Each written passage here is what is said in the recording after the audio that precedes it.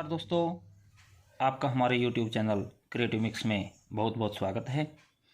आज हम चर्चा करेंगे संज्ञा से जुड़ी हुई कुछ आम बातें और कुछ खास बातों पर। चलिए शुरू करते हैं।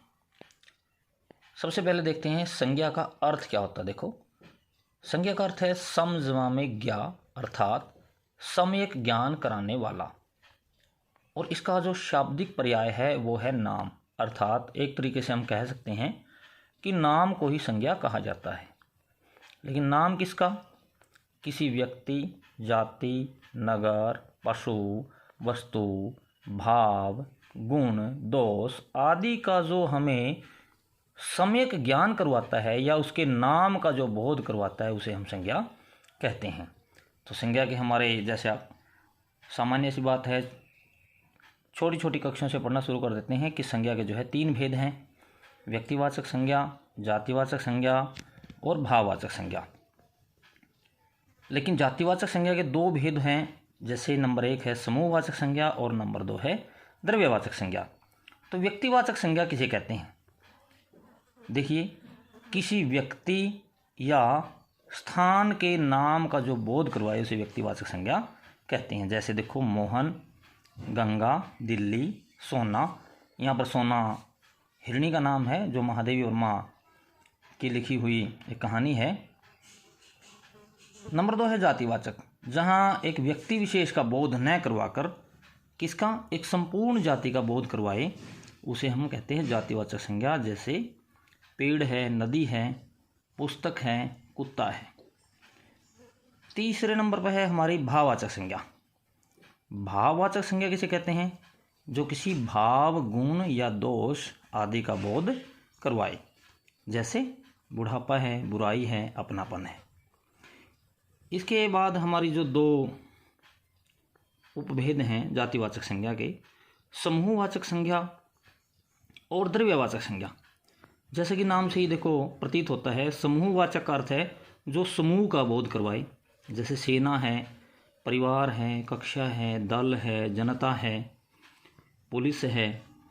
इसके अलावा जो द्रव्यवाचक संज्ञा है वो किसका, जो द्रव पदार्थों का या किसी भी धातु का बोध करवाए उसे हम बोलते हैं द्रव्यवाचक संज्ञा।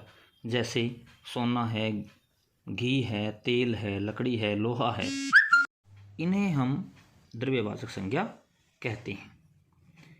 ये हुई संज्ञा से संबंधित कुछ आम बातें।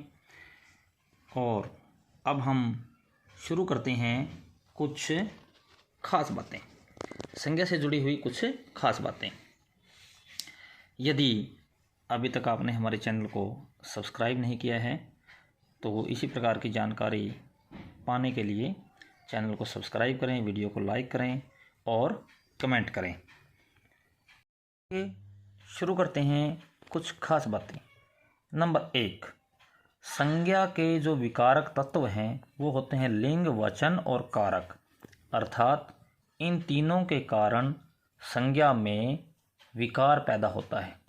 आमतौर से ये प्रश्न आता है कि संज्ञा के विकारक तत्व कौन कौन से हैं। देखो कैसे विकार पैदा होता है। उदाहरण के लिए हम लेते हैं, शब्द है हमारा लड़का। यदि हम इसका लिंग बदल देते हैं तो बदलाव आएगा, बन जाएगा लड़की।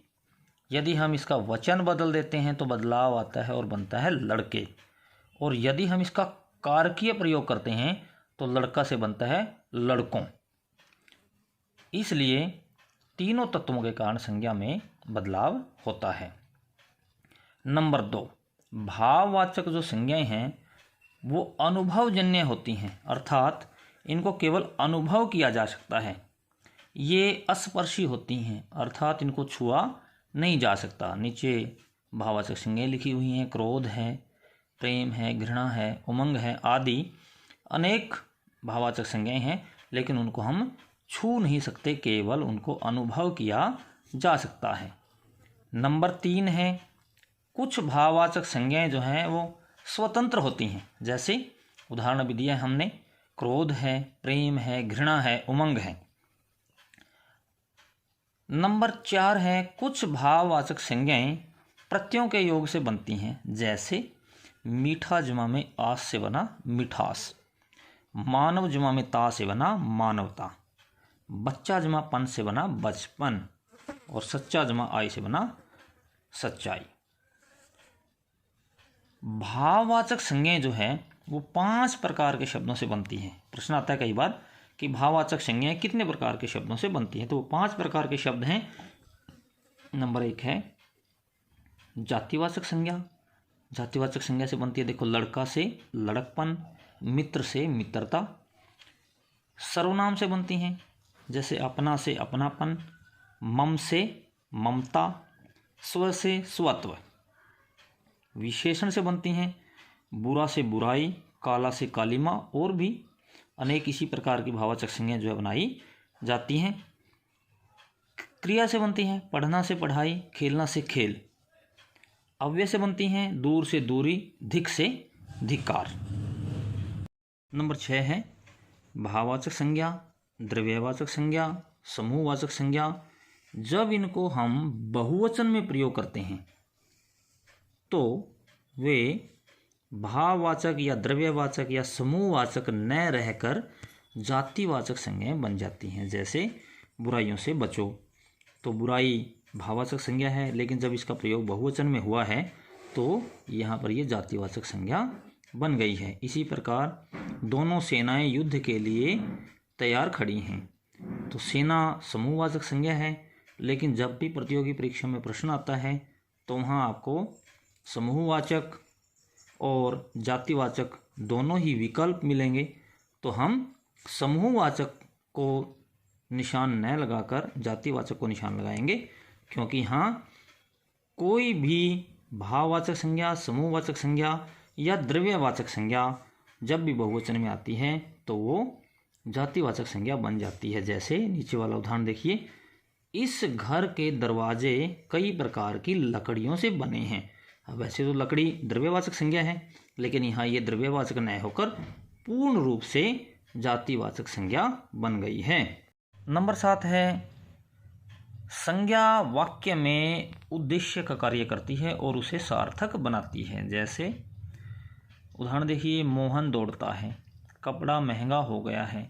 तो मोहन दौड़ता है एक सरल वाक्य है जिसका उद्देश्य क्या है, मोहन है, और मोहन एक संज्ञा है। इसी प्रकार कपड़ा महंगा हो गया है, महंगा हो गया है क्या, अर्थात कपड़ा।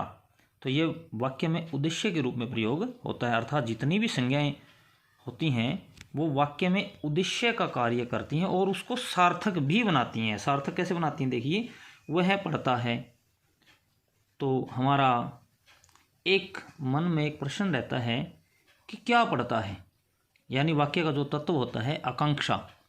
वाक्य के जो 6 तत्व होते हैं, सार्थकता, सन्निधि, आकांक्षा, और तो उनमें से एक तत्व जो आकांक्षा है वो यहाँ रह जाता है, तो इसको सार्थक कौन बनाएगा, संज्ञा बनाती है। जैसे वह पढ़ता है, क्या पढ़ता है, तो उत्तर होगा पुस्तक पढ़ता है, पत्र पढ़ता है इत्यादि।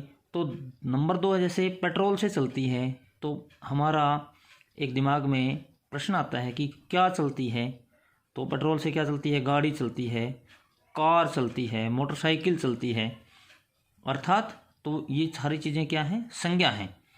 नंबर 3 है उसने छड़ी से पीटा, तो प्रश्न आता है दिमाग में कि किसको, कुत्ते को पीटा, बच्चे को पीटा, तो ये सारी चीज़ें क्या हैं, संज्ञा हैं।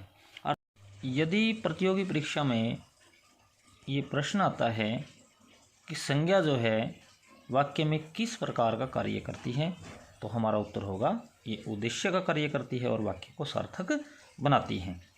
तो नंबर 8 है हमारा, देखो व्यक्तिवाचक संज्ञा जातिवाचक संज्ञा के रूप में तथा जातिवाचक संज्ञा व्यक्तिवाचक संज्ञा के रूप में प्रयोग की जाती हैं। तो कहाँ प्रयोग की जाती हैं, देखो जरा, इस संसार में ये नाम दिए हैं कुछ, रावणों या विभीषणों, जयचंदों, भगत सिंहों, हरिश्चंद्रों की कमी नहीं।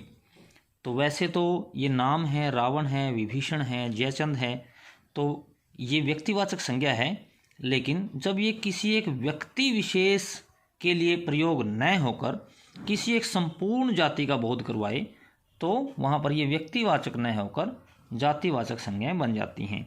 जैसे रावण यहाँ अहंकारियों के लिए, विभीषण यहाँ घर के भेदियों के लिए, जयचंद यहाँ धोखेबाजों के लिए, भगत सिंह यहाँ वीर पुरुषों के लिए और हरिश्चंद्र यहाँ सत्यवादी पुरुषों के लिए प्रयोग किए गए हैं। इसलिए ये यहाँ पर व्यक्तिवाचक न होकर जातिवाचक संज्ञाएं कहलाएंगी। इसी प्रकार जो जातिवाचक संज्ञा है वो व्यक्तिवाचक कैसे बन जाती है, देखिए जरा। गांधी को राष्ट्रपिता कहा गया है। अब वैसे तो गांधी संजय गांधी है, वरुण गांधी है, प्रियंका गांधी है, राहुल गांधी है, तो वैसे तो ये यहाँ पर क्या है, जातिवाचक संज्ञा है। लेकिन यहाँ गांधी किसी एक विशेष व्यक्ति अर्थात केवल महात्मा गांधी के लिए इसको यहाँ पर प्रयोग किया गया है। इसलिए ये यहाँ संपूर्ण जाति का बोध न करवाकर किसी एक व्यक्ति का बोध करवाती है। इसलिए ये जातिवाचक संज्ञा न होकर यहाँ पर व्यक्तिवाचक संज्ञाएं बन गई हैं। इसी प्रकार नंबर 2 पर जो उदाहरण दिया है देखिए ज़रा।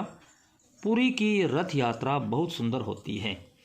अर्थात पुरी तो बहुत हैं, जगन्नाथपुरी है, जनकपुरी है, ऐसे अनेक और भी बहुत से स्थानों के नाम हैं, लेकिन जो रथ यात्रा के संदर्भ में प्रयोग की जाती है वो जगन्नाथपुरी की रथ यात्रा बहुत सुंदर होती है। इसलिए ये यहाँ पूरी जाति का बोध न करवाकर केवल जगन्नाथपुरी का बोध करवाता है।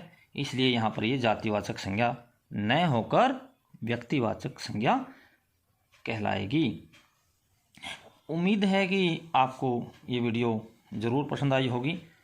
यदि आपको ये वीडियो पसंद आए तो इसको शेयर करिए और लाइक तो आप अवश्य कर ही दें। धन्यवाद।